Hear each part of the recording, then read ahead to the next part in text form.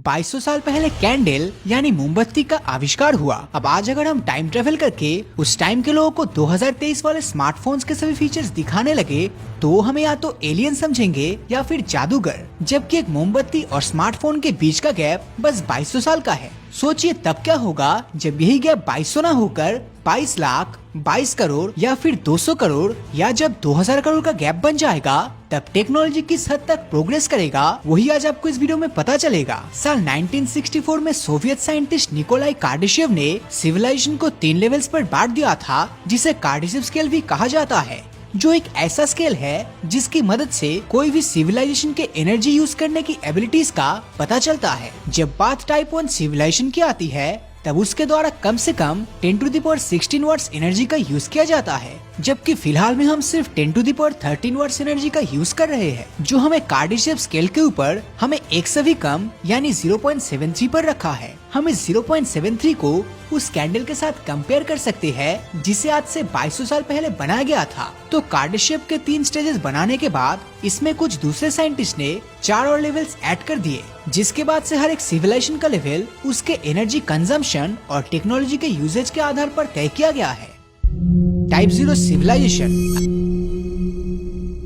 अगर हम खुद को टाइप 0 से 1 सिविलाइजेशन में लेके जाना चाहते हैं तब उसके लिए हमें दुनिया में मौजूद सारे एनर्जी को काम में लाना होगा, जिसमें धरती पर आने वाले सारे नेचुरल रिसोर्सेज जैसे कि सोलर, विंड्स और वाटर एनर्जी को भी शामिल करना पड़ेगा। इसके साथ धरती के वॉल्केनोस, अर्थक्वेक और दूसरे सभी नेचुरल फोर्सेस पर भी कंट्रोल पाना होगा। और जिस रेट से फिलहाल हम टाइप 1 सिविलाइजेशन की तरफ बढ़ रहे हैं, उसके मुताबिक अमेरिकन फिजिसिस्ट मिचियो काकू ने प्रेडिक्ट किया है कि आने वाले करीब 200 से 300 सालों के अंदर टाइप 1 सिविलाइजेशन जितनी एनर्जी का इस्तेमाल करने में सक्षम होंगे। हालांकि वहां तक पहुंचने के लिए हमें पहले ग्रेट फिल्टर से होकर गुजरना होगा। अब ये ग्रेट फिल्टर क्या है?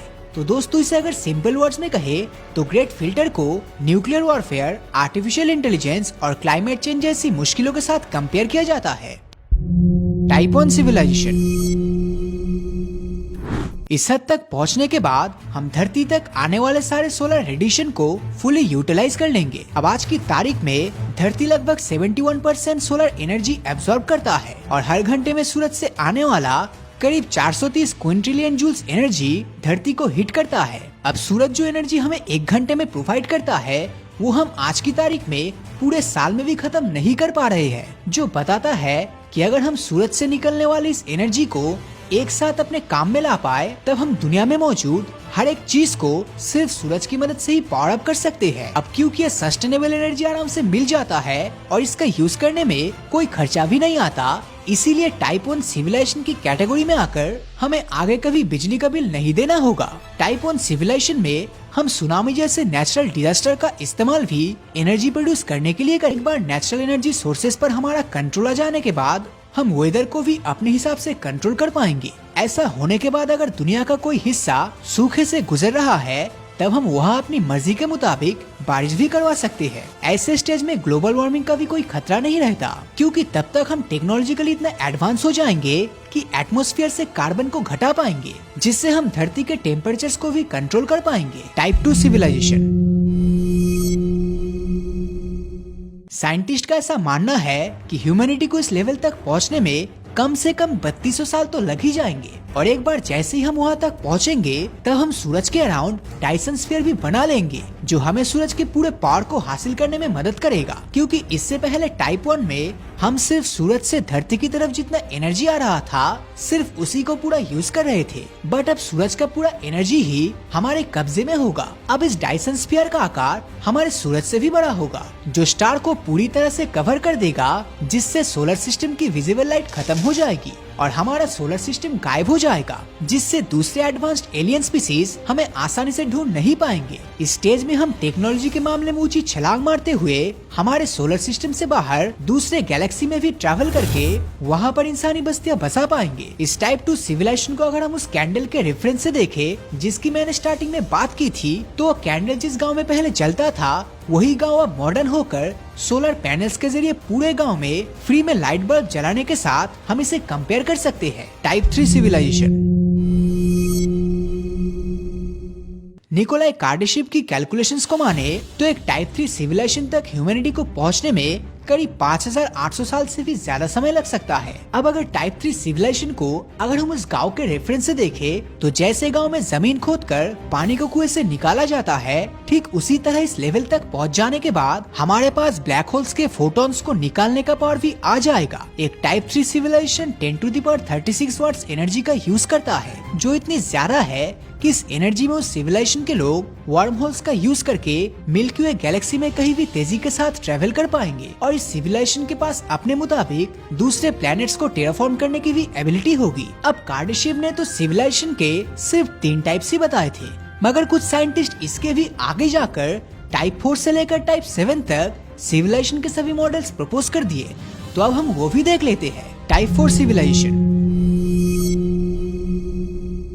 एक टाइप 4 सिविलाइजेशन गैलेक्सी में हर 50 साल में होने वाले सुपरनोवा एक्सप्लोजन पर भी महारत हासिल कर लेगा, जिससे सिविलाइजेशन के पास अनलिमिटेड पावर्स होगा और इस समय आर्टिफिशियल इंटेलिजेंस यूनिवर्स स्ट्रक्चर का एक पार्ट बन जाएगा। ये टाइप 4 सिविलाइजेशन डार्क एनर्जी को भी एक्सेस कर पाएगा, जिसे हम देख तो नहीं सकते, बट हमारे यूनिवर्स का मेजॉरिटी ऑफ हिस्सा यानी कि अराउंड 68% इसी से बना है। तो इस सिचुएशन को अगर आज की टेक्नोलॉजी से कंपेयर करें, तो जिस तरह हम धरती के कोने से दूसरे कोने में बैठे किसी भी इंसान को डायरेक्ट वीडियो कॉल के जरिए एक्सेस कर पाते हैं, ठीक उसी तरह तब डार्क एनर्जी का भी एक्सेस हमारे पास हो जाएगा, जिसे आज हम देख भी नहीं सकते।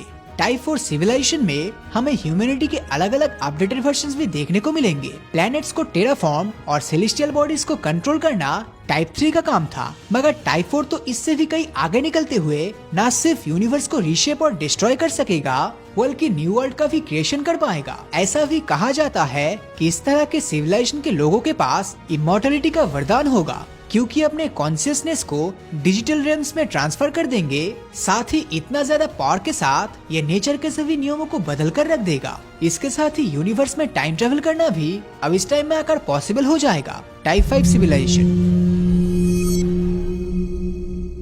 टाइप 5 तक पहुंचने के बाद हम वर्चुअली कुछ भी कर पाएंगे, मतलब एक तरह से सिविलाइजेशन के लोग भगवान बन जाएंगे, जो अपने मुताबिक नए नए यूनिवर्सेस क्रिएट करेंगे और उन्हें मल्टीवर्स का भी एक्सेस मिल जाएगा, जिसके बाद वो सिविलाइजेशन एक मल्टीवर्सल सिविलाइजेशन बन जाएगा। अगर मल्टीवर्स एक न्यू रियलिटी बनता है, तब टाइप 5 सिविलाइजेशन दुनिया को कॉन्कर करते हुए उनकी पूरी एनर्जी का यूज करेगा और अब तक जिन हाइपोथेटिकल व्हाइट होल्स को ब्लैक होल्स का ऑपोजिट माना जा रहा था, उससे ही ये सब पॉसिबल होगा, जिस दौरान साइंस भी और दूसरे डायमेंशंस की स्टडी करते हुए उन सीक्रेट्स और पॉसिबिलिटीज का पता लगाएगा, जिन्हें एक समय सिर्फ काल्पनिक माना जाता था। Type 6 civilisation. साइंटिफिक थ्योरीज की माने तो एक टाइप 6 सिविलाइजेशन मल्टी डायमेंशनल होगा, जिसमें रहने वाले लोग अगर 4th डायमेंशन में पहुंच गए, तब उनका फिजिकल बॉडीज इस 4th डायमेंशनल रेम में काम नहीं करेगा, क्योंकि इस 4th डायमेंशन में चीजों की फिजिकल लॉस और प्रॉपर्टीज काफी अलग होंगी, जो 3 डायमेंशन वर्ल्ड की बॉडीज को इसमें इनकॉम्पेटिबल बना देगा। इस सिविलाइजेशन में समय एक खिलौना बन जाएगा, जिससे खेलते हुए वो मल्टीपल टाइमलाइंस बना पाएगा, लोकी के वेब सीरीज की तरह। टाइप 0 से 5 तक देखे तो ह्यूमैनिटी ही इन सभी सिविलाइजेशन का रूलर होगा, यानी बाकी एग्जिस्टिंग लाइफ को हम अपने से छोटे कल्चर के रूप में देखेंगे, बिल्कुल वैसे ही जैसे हम जू एनिमल्स और चींटियों के झुंड को देखते हैं। इंसानों की बात करें तो टाइप 6 सिविलाइजेशन में उनका अपीयरेंस बदल जाएगा, यानी कि हम अपनी मर्जी के मुताबिक खुद के अपीयरेंस को भी डिसाइड कर पाएंगे और हो सकता है कि हम बायोलॉजिकल बीइंग्स ही ना रहे और एआई के साथ फ्यूज होकर रोबोट्स या रोबो ह्यूमन हाइब्रिड बन जाए। अब इसे आज के कंटेक्स्ट में देखें तो आज हम में से कई लोग गैजेट से घिरे हुए हैं, कानों में ब्लूटूथ से लेकर हाथों में स्मार्ट वॉच तक, या फिर वीआर हेडसेट से लेकर इलॉन मस्क की न्यू टेक्नोलॉजी न्यूरालिंक, जिसमें कंप्यूटर चिप को इंसानों के ब्रेन में फिट करके उसे और भी एडवांस बनाने का काम ऑलरेडी चल रहा है। तो ये रोबो ह्यूमन आज की कंटेक्स्ट में भी अनरियलिस्टिक तो बिल्कुल भी नहीं लगता। Type 7 civilisation. एक टाइप 7 सिविलाइजेशन नेचर के सभी laws, matters, energy, space, time और डायमेंशन भी बदल पाएगा। हम इमेजिन तो नहीं कर सकते कि आखिर इस टाइप 7 सिविलाइजेशन में लाइफ कैसी होगी, पर इतना तो जरूर मालूम है कि इस यूनिवर्स में दूसरे तरह के फिजिक्स लॉस वर्क करेंगे। टाइप 6 और 7 सिविलाइजेशन में फर्क सिर्फ इतना होगा कि टाइप 7 में हम ओमनिवर्स को कंट्रोल कर पाएंगे, जो कि मल्टीवर्स से भी बड़ा होता है और जिसमें असली और काल्पनिक दोनों तरह के अनगिनत यूनिवर्सेस होते हैं। जाहिर तौर पर इस यूनिवर्स में हमारा फॉर्म बदल जाएगा और उस समय हम कैसे दिखेंगे इसकी फिलहाल कल्पना भी नहीं किया जा सकता, पर इतना जरूर है कि हम मौत और किसी भी तरह की दिक्कत से काफी आगे निकल जाएंगे और हो सकता है कि हम एक ही समय में बहुत सी रियलिटीज और टाइमलाइंस में एग्जिस्ट करते हुए पास्ट और फ्यूचर में भी आ जा सकते हैं, जो कहीं न कहीं हमें उसी सवाल पर लाकर खड़ा कर देता है कि क्या ह्यूमैनिटी वाकई में उस पॉइंट तक पहुंच पाएगा। अगर किसी तरह हमें आज इस यूनिवर्स का एक्सेस मिल जाता है तब भी हम इसे नहीं समझ पाएंगे, और अगर थियोरेटिकल बात करें तो हमें इस लेवल तक पहुंचने में करीब 10 डुओडेसिलियन सालों का समय लग जाएगा, जिसमें एक के पीछे 40 जीरोस लगते हैं। और ऐसा भी माना जाता है कि शायद हम इस लेवल तक कभी पहुंच ही ना पाए, क्योंकि ये खुद का बनाया हुआ यूनिवर्स होगा। कार्डशिप स्केल में आने वाली ये 3 टाइप्स तो फ्यूचर में संभव लगता है, बट टाइप 7 सिविलाइजेशन में लाइफ फॉर्म की कल्पना करना लगभग असंभव लगता है। तो दोस्तों, अगर इस वीडियो से आपको नया कुछ सीखने मिला तो इस वीडियो को लाइक और अपने दोस्तों के साथ शेयर करना मत भूलना।